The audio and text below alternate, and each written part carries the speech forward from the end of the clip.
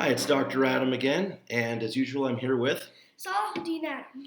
and we're going to talk about the stories Cindy Eller Plays Ball and Yes Shen, and How they connect to the Cinderella we're used to.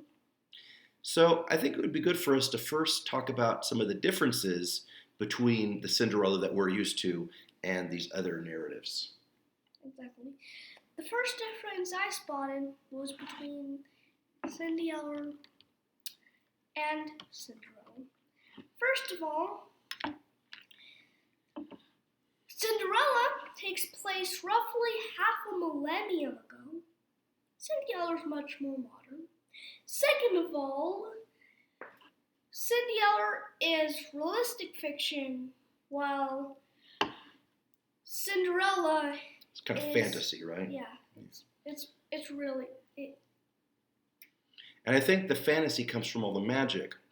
But that makes me wonder if Cinderella has all these magical elements that make the story so interesting. They really move the story along. Like, oh, let's see, there is the pumpkin that becomes a magic carriage that takes Cinderella to the ball. Are you telling me that that doesn't happen in Cindy Eller? No, but there's an orange van nicknamed the Pumpkin. That's a cool way of bringing that into a more realistic type of fiction genre. It's also a little bit more modern because, yeah, there weren't vans, there were horse-drawn carriages back in Cinderella's time. But, well, that reminds me of something else that seems a little bit different. In Cinderella, they go to a ball, which is a place where people dance, and it's related to the Spanish word baile and the English word ballet. But in Cindy Eller, she doesn't go to a ball. She goes to a ball game. A ball game. She plays ball. And I think she's the most important to use the ball in the game because she's the pitcher. Pitcher is in charge of the ball like no one else is. And there's only one pitcher in the entire team. Yeah, teams generally tend to have fewer pitchers than they do general players. And sometimes one pitcher will play the whole game, and then they'll get another pitcher in for a different game or just to take their place if they get tired. So that's a good point. Okay, some other differences and similarities. Well, let's look at the similarities first. Now, in Cinderella, she has those awful stepsisters and that awful stepmom, and she does chores for all of them all day, and that keeps her so busy she can't do anything that she wants to do. Is there anything like that in Cindy Eller? Yeah, there are also two mean stepsisters and a stepmother. The stepsisters are Candy and Honey. They're really mean. The stepmother somehow just takes Candy and Honey to the baseball game, but not Cindy. Well, Cindy has to do all the chores, not just her chores. The stepmother's chores, Candy's chores, Honey's chores, and her chores. Okay, so the stepmom takes the stepsisters to play baseball, but doesn't take Cindy Eller to play ball. Just like in the traditional Cinderella, the stepmom takes the stepsisters to the ball, but doesn't take Cinderella to the ball. And once again, it's because she's busy sweeping the house and doing other chores, which is an interesting connection. Ugly work, while the stepsisters do the fun activities. That's right. And also the glorious work. When you do something like play baseball and win trophies, there's something to be proud of in that everyone can see and everyone congratulates you for. When you do chores, people don't always congratulate you for doing a great job. They just expect you to do a great job. When you get trophies for baseball or things, why it's called glorious work is because you get glory out of it. That's right. Now, another similarity, but I think it's a bit of a difference too. In the Cinderella story that we're used to, there is a glass slipper that falls off of her foot when she's leaving the ball. That can't happen in Cindy Eller because she obviously can't play baseball with glass slippers on. So what kind of connection do we have there? Well, you won't believe what I'm about to say. She has silver sneakers And one of them falls off when she's trying to run away from the baseball game because Honey and Candy catch her. All right, yeah. So for the same reason, she doesn't want to be seen for who she is. If I remember right, Cinderella left the ball in a hurry because she didn't want to be seen, really because her time was expiring. And very similar here, the time ran out on the game, just like the time ran out on Cinderella's clothes being a reality. The time ran out on Cinderella having all of the magical adjustments made to her clothing and to her transportation and all those other things. At 12 o'clock midnight, she would lose her dress, lose her tiara, all that lose stuff. Her carriage or ride home. So she went there in that nice pumpkin carriage, but she had to make sure she didn't go past that time limit if she still wanted to get into the carriage. All right, cool. So I want to shift gears now and talk a little bit about the Chinese story, Ye Shen. And one of the things I think is so interesting about this story is that it was written on the opposite side of the world more than 1,000 years ago. And one of the things I think is so interesting about this is that if it was written more than 1,000 years ago on the opposite side of the world, it certainly can't be a copy of the Cinderella story that we know today. So what I'm curious about is, why does it have so much in common with the Cinderella story that we know? Because everyone likes a story where even if the odds are against them, they still win. I think that's a good point. Let's talk about some of the similar points, because there are quite a few things that are similar in these stories, and they make you wonder why the story seems so universal. What are some of the things we could think of that they have in common? Number one, I actually thought of this first. Well, Cindy Eller, silver slippers, Cinderella, glass slippers. What do they have in the Shen? There is, guess what? Not silver slippers, gold slippers. Yep. Cool, yeah. What I like about all of them is they're all shiny. The glass slippers are shiny. The silver sneakers are shiny. The gold slippers are shiny. No, that's really cool. What else do they have in common? They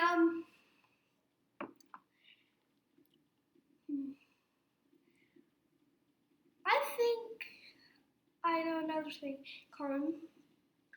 All of those stories have mean stepmothers and stepsisters. It's true, yeah. When really, the stepmother and stepsisters vowed to take good care of her. That's a really good point. So really, they're kind of vow breakers, aren't they?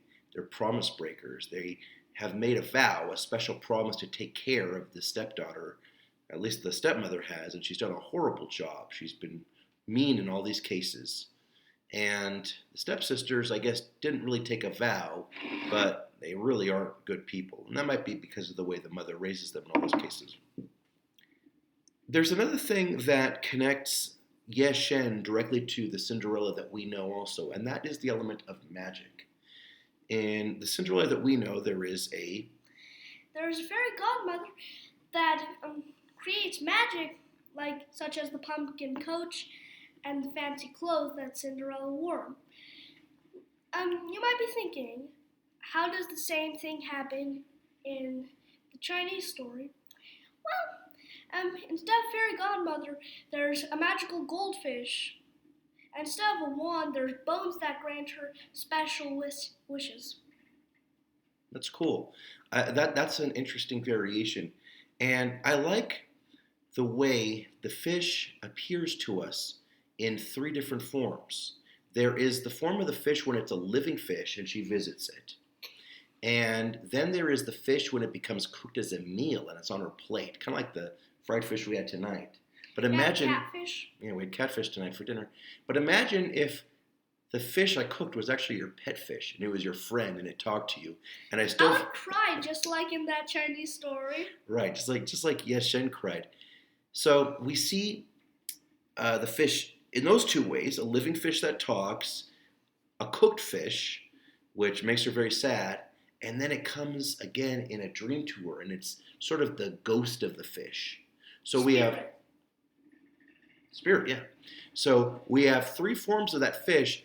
So that makes me think of a special number, a number that occurs a lot in these fairy tales where we see things happen a certain number of times. We see a certain number of elements, and that number is 3. Is 3. 3 forms of the fish: the living fish, the cooked meal fish, and the spirit fish. And the spirit fish. And if I remember right, the fish revealed to Shen in a dream where to find 3 important things before going to the festival. First thing, she had a fancy silk gown. Second, she had gold sewn slippers. Third, most important, was instructions. The instructions were to bring back the things she borrowed. To use them wisely and to bring them back. Okay, great. So it's basically borrowing. Okay, so in general, there seems to be a universal desire for a story that talks about a person who's got the odds against them, but still ends up winning. But I noticed something else that these stories have in common, which is hard to avoid the importance of, and that is that the challenges to Cinderella's happiness or Shen's happiness, I know where this is going, or Cinderella's happiness is they only have one chance. They gotta use that one chance wisely. That's true. There is just one chance, so it's not just the odds being against them. There is just this one chance for them to get it right. It's the really... stepsisters have like 10 or 20 chances. Cinderella, possibly thousands of chances. Yeah. Cinderella, she's treated like Cinder, obviously. Cindy and Shen. They only have one chance. Right. The 6 stepsisters that are in these 3 books, they have possibly thousands of chances. All right, that's a good point. And you really get the feeling of urgency when you see the time running out for Cinderella, or even with Shen, the way she has to return these special things that the fish has provided for her, like the gown and the slippers, and that's explicit in the instructions. So, yes, having one chance and having a limited amount of time, I think, really makes the issue pressing for the hero of these stories. But there's something else I was thinking about, and that was the idea of a step-parent being a villain. I think that's something that is a popular idea in totally opposite sides of the world, because that is a real challenge in families. It's very hard for a single parent to choose a step-parent and not risk making their children unhappy. And this is something that is certainly a challenge to the characters in the stories that we read. But I think there's something important about the way this stepmother plays favorites with her own daughters, the stepsisters, and has a bias against the Cinderella character. And that is that it doesn't have to be a step-parent. Sometimes biological parents also choose favorites, and this can pose a challenge to young people who are trying to be successful and who are trying to be appreciated. So the idea of parents or step-parents choosing favorites is something that many people in the real world have to deal with. I also don't want to forget to talk about personification, which is something that's mentioned in the intro of Shen. Do you remember what personification is? No, I don't. Anytime you put "ify" at the end of a word, it means to make that thing like that. So, make that thing like a person. That's right, personify. We can see that the root of the word is person. Now reveal the suffix, it's "fi." The suffix "fi" means to make something like it. Now, we see the root, person. The word person obviously means like human. So if you put those two together, it's to make something like a human. That's right. And that's where we get things like talking rocks and a talking tree in The Lord of the Rings, or a talking fish in Shen. Well, I really enjoyed reading Shen and Cindy Eller Plays Ball, So did I. and I like the connections we made. The differences we spotted. And I think that understanding the way these similarities and differences interact with each other made the stories that much more fascinating. So enjoy reading these stories and answering the questions about them and writing down your opinions about them. And we look forward to seeing you next time. Bye. Like and subscribe.